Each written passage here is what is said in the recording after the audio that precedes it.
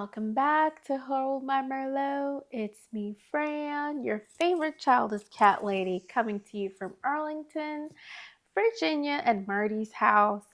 My co-host Rami's not here today. He's in New York or New Jersey or DC at a brunch. He's frolicking. He's doing his thing this weekend. We hope he's having fun.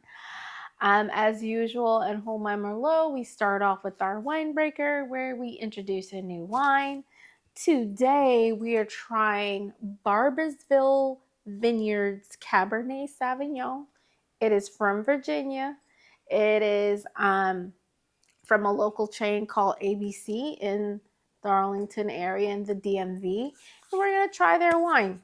So, first, we start off with the smell.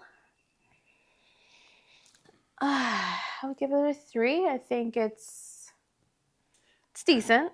I think it's pretty good. 3 out of 5 for me. Now for the color. So we talked about this before. I would say something suspicious about this color. Yeah, I think it's a burgundy that's too dark. It's not a natural burgundy color like with some of the other Cabernets and Merlots that I've seen. This almost seems like there's some food dye in here. So I'm going to give it a 2 because of that. It doesn't not look natural from some angles. So I'm going to give the color a 2 and taste.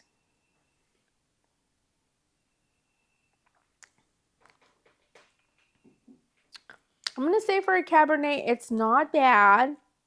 It does have a lingering aftertaste. So I'm going to give the taste a 2.5. What do you give it, Marty? I just give it a 2. A straight 2? Yeah. It's a little too bitter, and there's that aftertaste. Yeah, there's a little bit of an lingering aftertaste. It's not a bad Cabernet Sauvignon, but it's not one of the best I've ever had either. To be fair, it is only $13. It's like $13.99, so it's relatively cheap. It's not too expensive. So basically, like, if you don't really care for much for the quality, it's a good price. But other than that, I would recommend it. Yeah. I'm going to say it's worth a shot. I say go try it and see if you like it. It's not great. It's not bad. It's cheap. And I think it's worth a shot. I say go try it and see what you think for yourself. Bourbonsville Vineyard Cabernet Sauvignon. We're going to give it about a 2.5. Cheers. Cheers. Welcome back to Hold My Merlot. Today's topic is Love is Blind. Season 8. So I've done three breakdowns of, I want to say, season 7 and I concentrated particularly on the casting of the people for the DMV area, it was Love is Blind DC. But DC is a very small district. It's a small space, and the majority of the people that live and work and around DC are actually in DC, Maryland, or Virginia. So Marty and I did a pretty nice breakdown of how we thought that show, that season was edited and the characters that they picked. So you can watch Love is, we called it UnBlind, Part 1, Part 2, and we did another breakdown of the character Tyler from the show and basically what we thought of him. But today we're going to do a breakdown of season 8, which was I don't know if it was even more disappointing than season 7, but definitely it was not an improvement from the other seasons. As I've said before in some of the other episodes, I think Love is Blind after season 3 it's been going down. It's crashing. It's crashing hard. It's not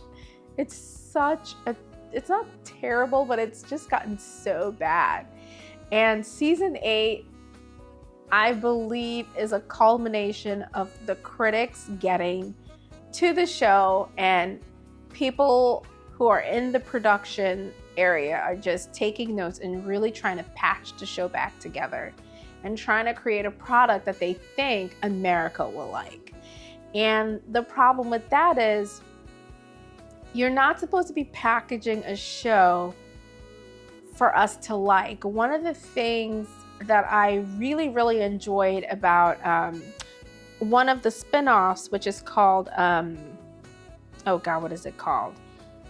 The Ultimatum, which is kind of a spin-off of, you know, Nick and Vanessa Lachey's kind of franchise over here. They have the Ultimatum South Africa. If you want to watch something that's really, really cool and really, really good, Love is Blind South Africa, not Love is Blind South Africa, sorry. The Ultimatum South Africa is really a show where you can tell everyone on the show was very authentic. No one was lying about who they are, what they do, and everyone was just themselves. And the way the show came across is like, I was so intrigued by every single episode because everything that the characters did seemed really real. It didn't seem like they were acting for the cameras. Love is Blind season 8 is the complete opposite of what I think the show's intention was, which was to bring a bunch of people together, working professionals, put them in spaces where they could kind of speed date really quickly, see if they can match with someone that kind of matches with their out life on look and their religion, politics, and what have you, and see if when they meet each other in the real world, like within a studio place and within the real world, see if they could actually fall in love and get married. I mean, the concept of the show in itself is kind of ridiculous because, especially in a country like America where it's just it's a super shallow culture we have going here where, you know, we're fed movies from Hollywood, and let's just be honest, like most people on television are just super attractive. They don't have regular people on television. We barely ever see a representation of everyone that's in America. We see very specific typecasted individuals, even for the news and broadcasting. And they like a particular look and they feed us particular images to tell us, hey, America, like this is what beauty is.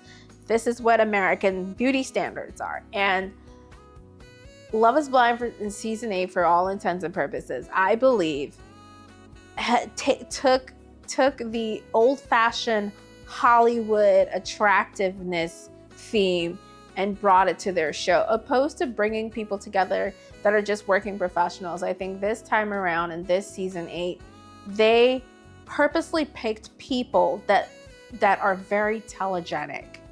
And I'm gonna just kind of go through a little bit of what I wanted to talk about. Because of the way they picked the people, which I think was a very inauthentic type of casting and also matching of the cast, it made for a really boring season. Like each episode, which I think there are 11 episodes before the reunion, each episode was it was a snore festival. Okay, it was legit terribly boring. Let me count the ways. It's dull, it's dead, it's flat. Don't forget smelly. It's it don't smell. Okay, so I'm gonna talk a little bit about the casting now and what I think is going on. So it seems like Love is Blind is reaching out to people on social media. This is how they get their people to get on the show. This is how they get the cast. And they go on places like LinkedIn. I've heard that before, LinkedIn. I've heard Instagram. I've heard a lot of them have been recruited off of Instagram, right? So you would assume that they're also in other spaces like Facebook and Snapchat and Tumblr and all these other TikToks and all these other spaces. And what they're legitimately doing now is they're picking people based on their physical appearances, okay? And yes, if you're picking people off of LinkedIn, you're gonna get a certain kind of people. You're gonna get working professionals. If you're picking people off of Instagram, you're gonna get mostly YouTubers and YouTubers and Instagrammers. We call social media influencers and people like that, which would explain why some of their casts are working professionals and some are business professionals and business owners, okay? And they use that term really loosely. Okay, so once they get the people that they think would be good for the series, I believe they interview them. Now, I know this because a family member of mine was invited to do a tryout for a reality TV show. So they interviewed her and they interviewed the guy. It was a dating show. And from what she told me, they were trying to get people who have opposing views to go on the show. So for this particular show, they wanted her to match up with, let's say, I don't want to give it away completely, but let's say she's an atheist and the other person is hyper religious. That's what they were trying to do with them. They were trying to do two totally opposing views, two people who liked each other but they knew had opposing views, would get on the show and kind of battle it out, right? So for this, once they get the cast together and they feel like, oh, we have enough people we think we like, then they call them up and see what they look like. Because the interview they did with my family member, they did a face-to-face to see what she looked like. And she made it all the way to the semifinals. And at the semifinals, they dropped her and she didn't make it onto the show. But from what she told me, it was when she was interviewing, they're like, you have to wear specific colors, wear pink or green, have your hair done, have your nails done, they gave her little tips and pointers of how to appear, right? Because the thing about it is you need to look a certain way for the camera, all right? Because at the end of the day, you are being filmed. So I think once they get down to the nitty gritty and they pick the people that they want, right? Then they fly them out to the studios. So let's say 500 people apply and they pick 50 people. They fly those people out, because she told me, oh my God, I'm almost down to that and they're gonna fly me out to California. And I was like, oh snap, I was so happy for her. But it ended up not picking her, so she ended up not getting flown out. The guy who was gonna go on with her also didn't get flown out. So they fly you to these studios, and I heard from Ashley from season 7 that she said that when you get there to the studios, they actually already have people in mind for you, okay? And this is where I think they create the drama. They're like, oh, this person has this kind of a personality and this person has this kind of a personality. Let's push those two people together. And remember, on Love is Blind, these people are inundated with a lot of alcohol. You always see those gold goblets all the time. So I think they pick the 500, they go down to maybe 50, they fly those people out, and then they push very specific people together, and they try to get them to talk about specific topics to kind of get little instances where there's a little bit of trauma, where you could see how maybe they would or wouldn't clash. And this season, I think, was the most controlled season, because, all right, so when I was in my early 20s, I used to intern at radio stations. And with radio TV shows, radio nowadays has kind of become TV, like Howard Stern and Charlamagne the God. Now you can see them on TV. When I was younger, they were not on television. You would only hear them. And I can tell you that there are producers in the background, typically, maybe not now, who would show them hey, say this. They put a sticker hey, say that. They put it on paper, hey, say that. Because it's not that the whole show was produced, but there were producers behind the shows telling some of the stars what to say to kind of maybe make the audience chuckle a little bit, right? And from the feeling that I get from this last series is that there were producers on the sides telling these individuals legit exactly what to ask the other characters. The other thing is, I told Marty, as I was talking to him today, about what I saw in the pairing of the cast members, what I saw was a very strategic pairing. This cast set for the first time, I believe, looked like a Young and the Restless cast. Everyone was extraordinarily attractive, right? And then the way they paired everyone, it's like they paired them, I think they paired everyone with people that they thought they would be attracted to in the real world, right? So let's say if I was on the show, they would look at me and be like, oh, she's African American and, you know, she works in the government. Like, let's go Google what African American women who work in the government go for. And they would just be like, oh, that guy looks like he would be good fit for her. Put them together. Let's see how they would work, right? And then also they would try to see like, what are their opposing views? If they saw that I was an ultra liberal and the other guy's an ultra conservative, they'll be like, oh, even better, because now there's more drama that's gonna come out of the two of them, right? Or if they saw that like I was a dog lover and that person only has cats, it's like, okay, we're gonna get also the liberal versus conservatives, cat versus dog.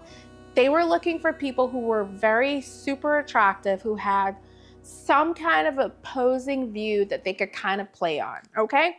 And now what I wanted to talk about is the actual cast. The actual cast was a mix-up of very interesting people, okay? Most of them were working professionals for the most part this season. They did have two people that I was kind of wary that were jobless. And if you've watched other seasons from other countries like Love is Blind Argentina, Love is Blind Brazil, Love is Blind Sweden, Love is Blind UK, you would notice that there are definitely a lot of people that go on these shows that don't have actual jobs. They'll have a job like business owner, entrepreneur. I don't know, like what this season we had someone named Madison, and Madison said she's an artist.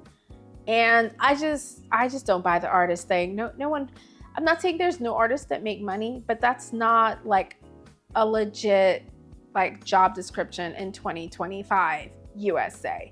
People who are artists typically don't make a lot of money or make a lot of money, and it's not usually something people do as a legitimate job, right? So she's an artist, so I'm like, okay, I'm just gonna count you as someone who doesn't have a job. And then you had Ben, I think, who's an account executive, and his claim to fame, as far as I've looked him up, he's an account executive. And for all intents and purposes, Ben doesn't even come across as someone anyone would hire, okay? So anyway, this is the cast. We have Madison, who's a child born of, I believe, 2 drug addicts. We have Mason, who claims he's always getting broken up with. He seems kind of like a sad love story going on there. There's Meg, who kind of seemed normal. We have Alex, okay, a guy, Alex, who's since the show has been over, there have been Reddit posts about him basically being a child. You could just say like it's alleged that Alex goes after teenage girls, okay? Right, but we don't know, so you can't say he is. Alleged pedophile, okay? We have Dave, whose mom died, and basically it seems like his sister raised him. We have Lauren, who seems normal. Molly, who seems normal, but there's something off with her too.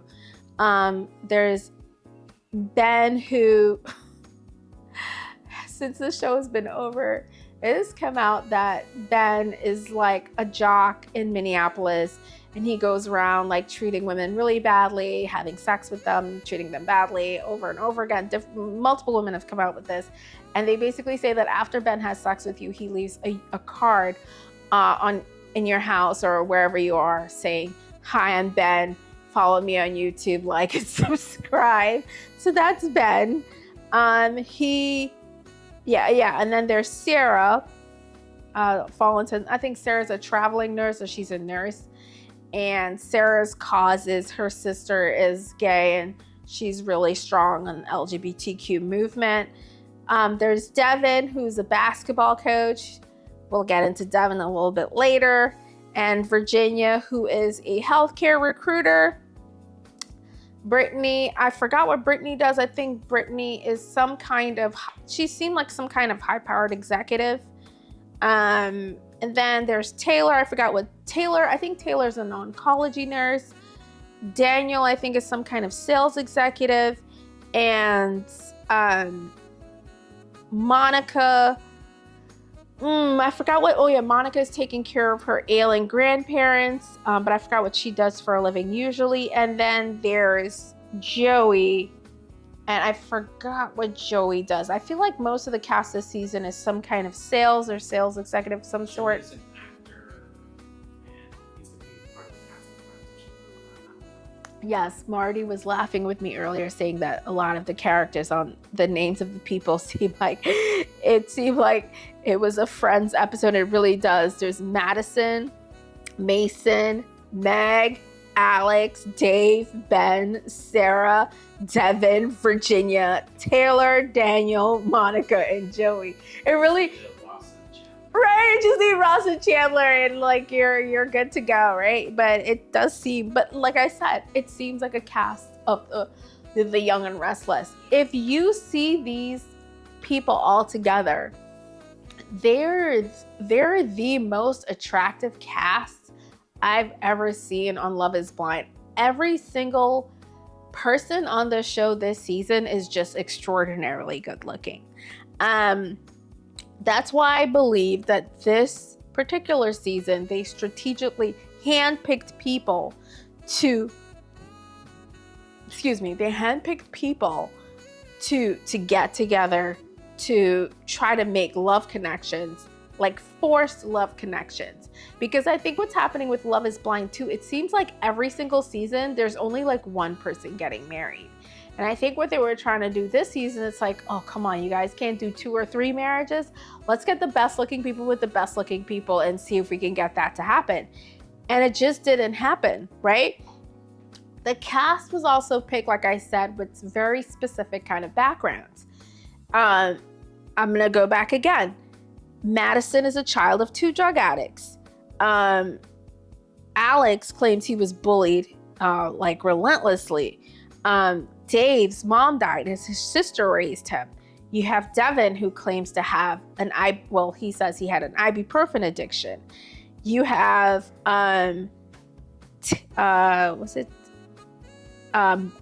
Monica, who's taking care of her ailing parents, and just Joey, I believe, had a sister who passed away. I forgot from what illness.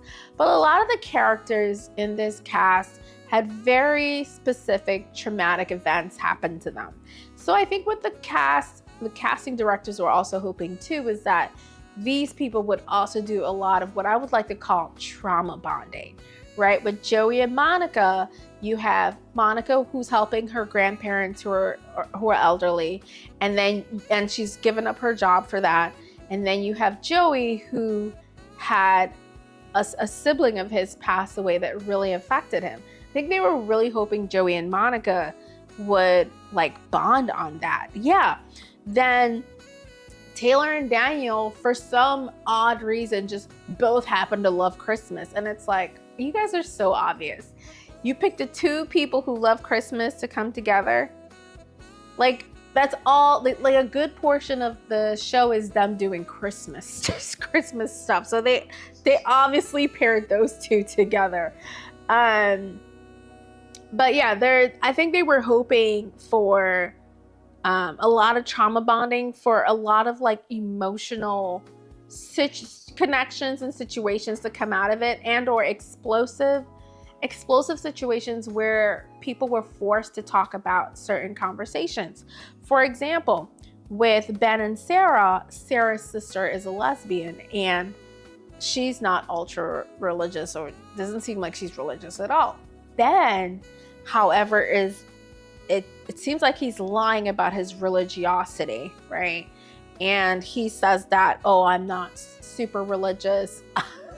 I just have a lot of faith in God, which is good, but Ben is also really fake and says a lot of things that I think he thinks Sarah wants to hear in order to get her to the altar, because I believe Ben is a character that's just trying to make sure he stays on television. He's trying to stay relevant. And I think he saw the opportunity of Love is Blind to be like a show where he could kind of platform himself and launch his acting career. There was something done on Ben before where it showed like how many times he went to like certain places to try to launch his some kind of something or the other, and he just couldn't get. I think maybe he tried out for The Bachelor or something. Anyway, he's tried out for a lot of acting gigs and it just wasn't working. And finally, Love is Blind comes to Minneapolis and he gets on and he really tries to platform himself as this good guy who's like super religious. And it just turns out he's just this giant asshole, just happens to go to church on Sundays. And the funny thing about Ben is Ben talks about how, oh, I'm not, super like that religious where I would, make someone feel bad about being LGBTQ, et cetera, et cetera. But as it turns out, we were watching something online, me and Marty, and it said that his church tries to do something called conversion therapy. Now, we don't know if it's true, but if his church does conversion therapy, like, exactly where they stand on the LGBTQ community. That would mean that they're very anti-LGBTQ and believe that it's basically a sickness, right? Which would lead you to believe that Ben thinks that Sarah's sister is sick, which is, for 2025 is pretty bizarre. But also they're in the Midwest. So, Midwestern people have definitely more religious value, more religious values and backgrounds. So let's see what else I wanted to talk about. So they pin people together that I think they thought would have interesting dialogue about different things. On religion too, Devin and Virginia had some pretty interesting back and forth about certain types of religious conversations and also like roles and responsibilities within the house. So Devin and Virginia are a very interesting couple. They're the only Black couple this season that made it. Apparently there was another Black couple that got engaged, but apparently Love is Blind decided not to follow them. No comment on that. So they decided to follow Devin and Virginia. Devin is a basketball coach and a program director, a youth program director. And for all intents and purposes, it doesn't look like Devin, who's 29 years old, to be fair to him, has a lot like going on for him, And when I say not a lot going on for him, I mean compared to Virginia. Maybe that's a better way to put it. Virginia is a healthcare recruiter, and she seems to have everything going for herself. She's very well put together. She lives in a very nice townhouse, and when she talks about finances and money, it really sounds like she has her ducks in a row, and she really plans on just she looks like she's gonna be a really successful person. And for all intents and purposes, when I actually look at Virginia, she kind of comes across as someone that may be going into politics. Her stump speech at the Love is Blind reunion was very politicky. And I was kind of taken aback because I was like, damn, Virginia, you were so quiet during the show. You come onto the reunion and all of a sudden it's like you're the poster girl for like the Democratic Party. So it was interesting to see her on the show and then see her on the reunion. Devin, I felt really bad for because he was just way, what is the word? Devin was not on her speed or her level. Devin came across as someone with maybe some college education, maybe barely any, maybe like community college type of education, but he just came across as very uneducated. And when he would talk, I'd be like, yeah, this guy is, he's not on Virginia's speed. Virginia is well-spoken, educated, has a career, has got it going on, finances in order, financial future in order. It seems like she's ready to just skyrocket into the future, you know. She seems like, you know, someone, I think, you know, anyway, I don't even know how to put it. Virginia seems like someone who is, she's 32 years old, but for all intents and purposes, this chick, she's really got it going on. This is someone you would say, yeah, she's got her ducks in a row. Devin is disorganized in the sense that he lives, I want to say he has 2 roommates and he has like $100,000 sneaker collection. That's Devin's, you know, that's what he's got going. And, you know, when a woman who has all her ducks in a row sees a man with 100,000, I mean, and I might be exaggerating, but you should see the sneaker collection. It's quite the sight to behold. He showed her a pair of $1,200 sneakers and then showed her a whole bunch of sneakers, like, I don't know, like 50, 60 pairs of sneakers going down a wall, and then a whole bunch of other sneakers that were legit still in boxes. So I remember when I saw those sneakers, I was just like, oh my God, he could have bought like 2 cars with the sneaker collection that he has.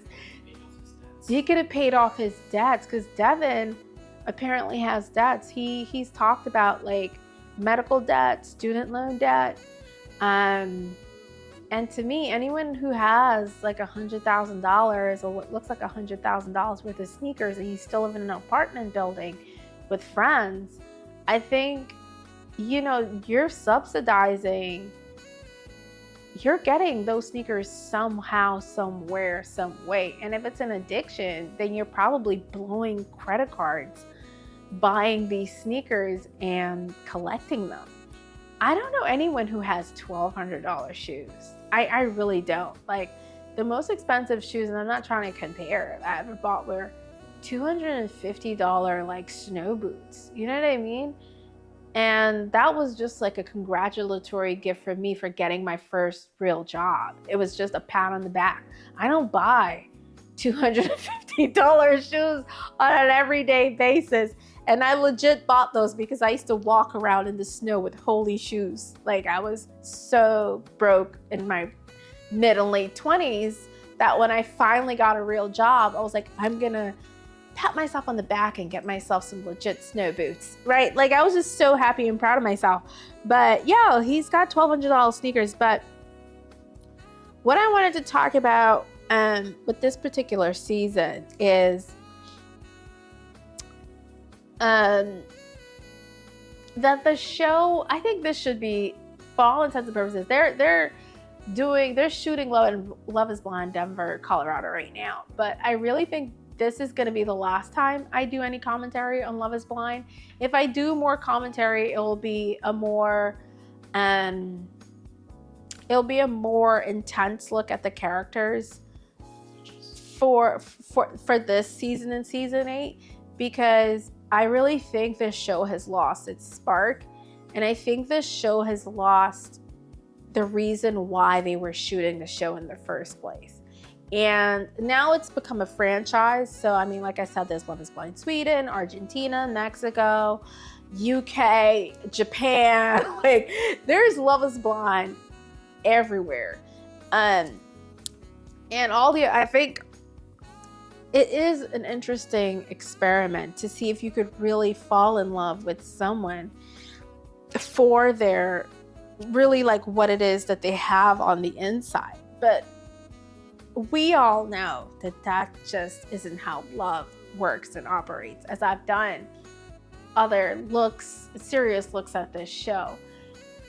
I said before, and I really believe this, love is vibes, okay? Love is not just like a physical attraction that you might have to someone else. I'm talking about like the longevity of a loving, nurturing relationship. It's not just physical attraction. It's not just mental and all these other things. It's also a vibe that you have to have with your partner, right? You guys, and all relationships are just all relationships are interesting. You don't know, like, I've been with so many different types of people that I could probably say now, like, who I get along the best with.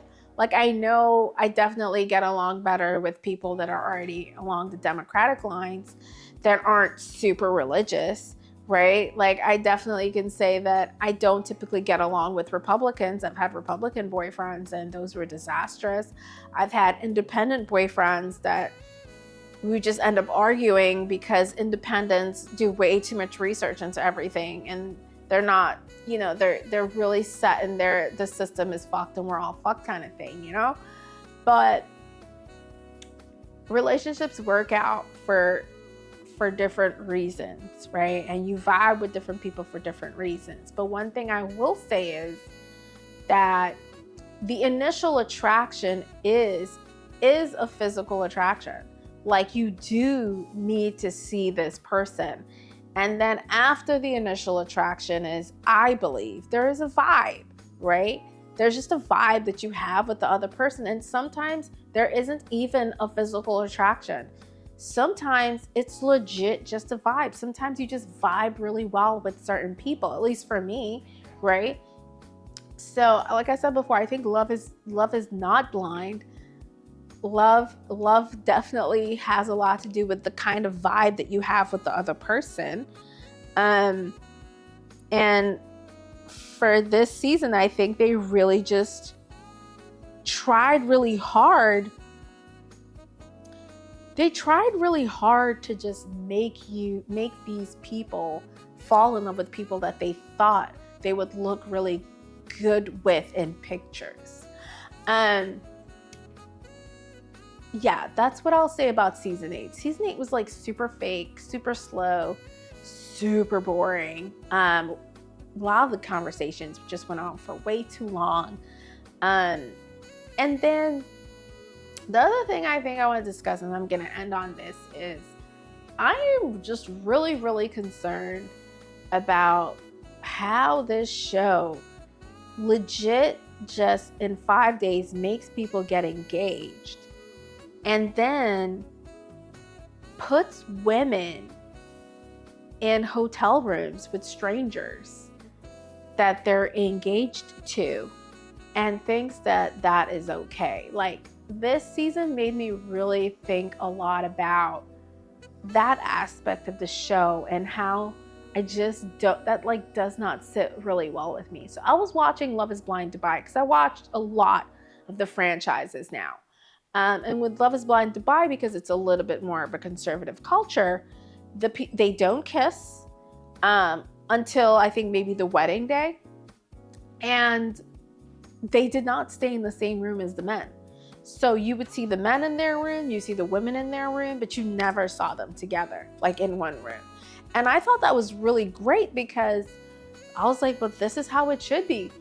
Why don't they combine and be in a hotel room together if that's what they want to do? Why would you send two complete strangers into an enclosed space, right? So a couple of lawsuits have come out about Love is Blind and its franchise. I know one of the lawsuits is definitely over sexual assault and some kind of battery of one character, who basically said that the guy who she got engaged to turned out to be a drug addict and was acting erratically. And she told like the camera crew and all the people that were there producing the show, like, hey, this guy he's acting really weird. And they did nothing about it. And he ended up assaulting her. I don't know the specifics of the entire case, but it just sounds really suspect. And it's like, when you think about some of the people that go on these shows, right? And I've said it before, some of these people don't have jobs. Some of these people don't really, I don't know how to call it, don't seem like they have all of their shit together.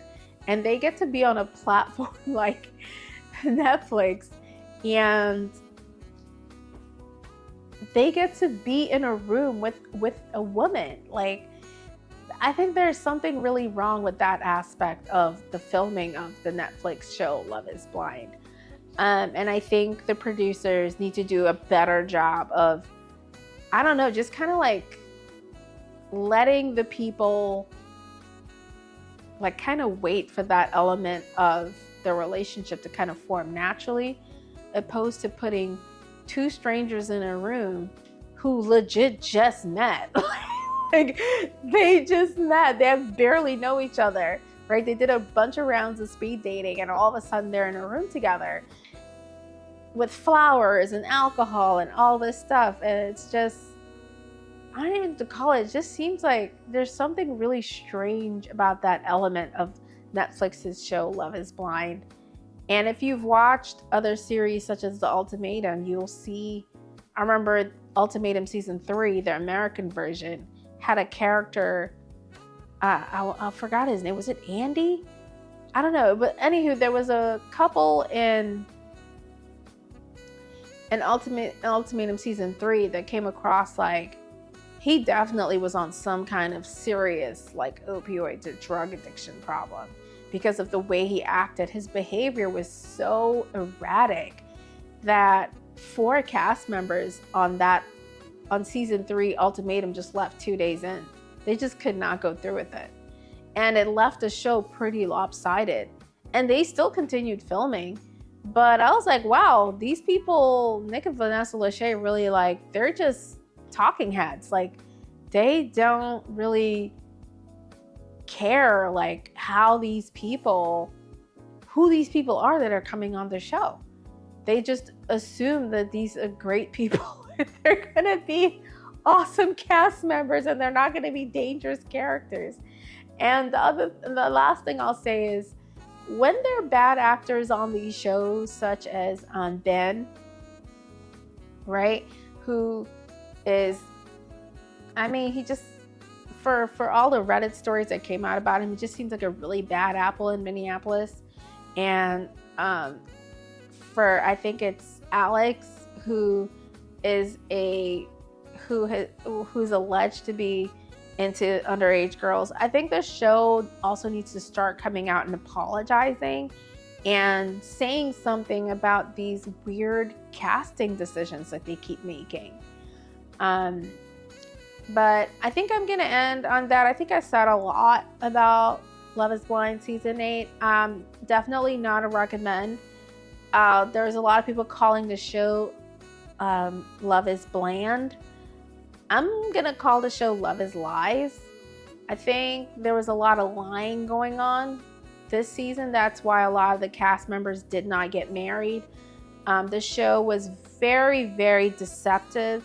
It definitely painted a different picture of all of the characters throughout all 11 episodes, kind of showing us that they were really in love. Like, they kept showing us all of these characters doing all these fun things together and holding hands and kissing and all this stuff.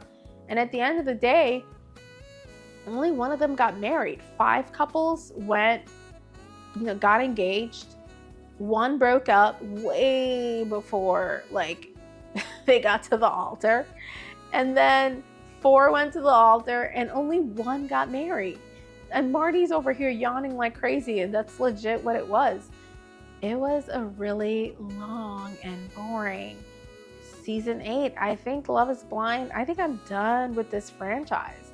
I think I'm done with Nick and Vanessa Lachey's productions. I'm not watching any more Ultimatums. I'm not watching, what's the other one that they have? And then the icing on the cake of this season 2 is they had Oli and AD from previous Love is Blind series. Oli's from Love is Blind UK. And I want to say AD is from Love is Blind maybe season 5 or 6, and she was left at the altar by this horrible man named Clay.